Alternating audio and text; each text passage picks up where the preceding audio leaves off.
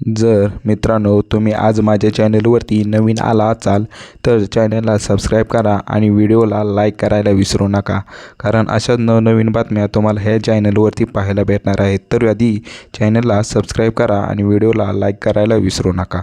नवऱ्याने बायकोला अश्लील व्हिडिओ दाखवले, नंतर अनैसर्गिक कृत्य केलं आणि एका पीडित महिलेसोबत तिच्या सासऱ्याच्या घरी भयंकर छळण्यात आलेला आरोप आहे।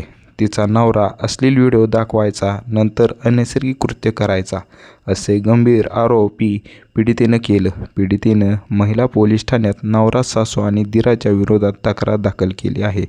एका पीडित महिलेला तिच्या सासऱ्याच्या घरी भयंकर छळ होत होता।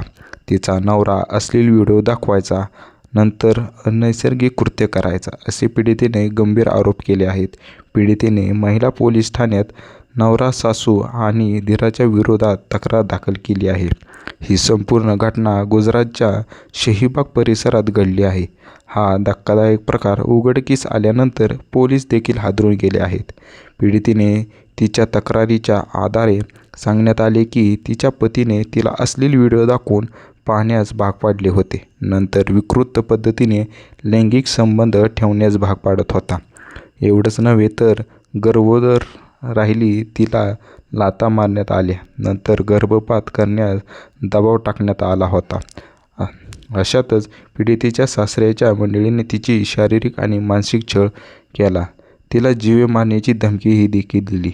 याचा त्रासाला कंटाळून पीडिता अहमदाबाद महिला पोलीस ठाण्यात गेली, नंतर तिने आपला अनुभव सांगितला। तिच्या तक्रारीच्या आधारे पोलिसांनी गुन्हा दाखल केला आहे।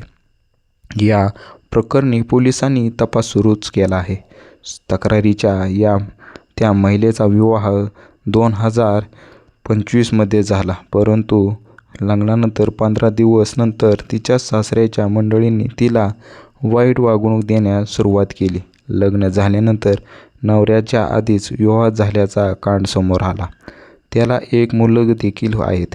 हीच गोष्ट तिच्यापासून लपवली जात होती। विवाहानंतर तिची सासू आणि दीर तिला हुंड्यावरून टोचून बोलत होते। गर्भोदर असूनही तिला पुरेशी विश्रांती नव्हती आणि तिच्याकडून घरकाम हे सगळे करून घेत होते।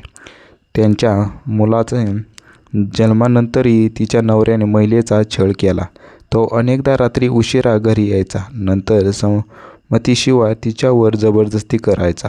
पत्नी आजारी असल्यास तिला औषध दिली जायची नव्हती, नंतर तिच्याशी लैंगिक संबंध ठेवायचा। तिने नकार दिल्यास तिला बेदम मारहाण बी करायचा।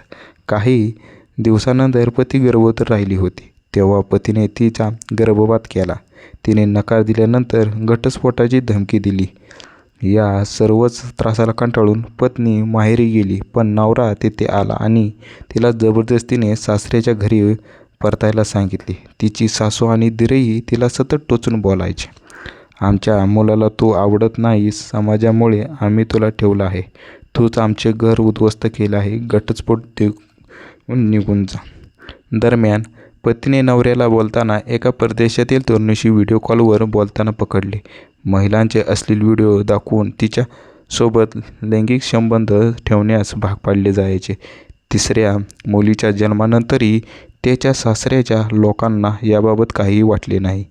जेव्हा पत्नी आपल्या सासूला या घटनेबाबत सांगत असताना ती संतापली आणि पीडितेला घरातून हाकलून लावलं। पीडित महिला माहेरी 5 महिने राहून आल्यानंतर तिच्यावर लैंगिक संबंध ठेवण्यास पुन्हा दबाव टाकला, अश्लील व्हिडिओ दाखवले, नंतर नवऱ्याने मुलीला दुसऱ्या घरी पाठवून नवरा वेगळा राहू लागला। नंतर पत्नीला गंभीर धमक्या देण्यात आल्या होत्या। तिच्या विरोधात तक्रार दाखल केल्यास जीवे मारण्याची धमकी देखील दिली। अशातच पीडितेने महिला पोलीस ठाण्यात तक्रार दाखल केली आहे।